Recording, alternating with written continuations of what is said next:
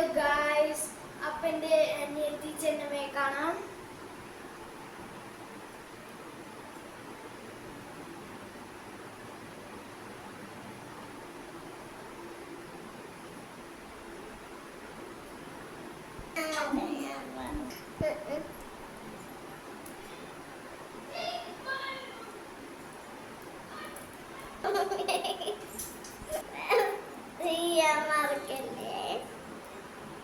എന്തോന്ന്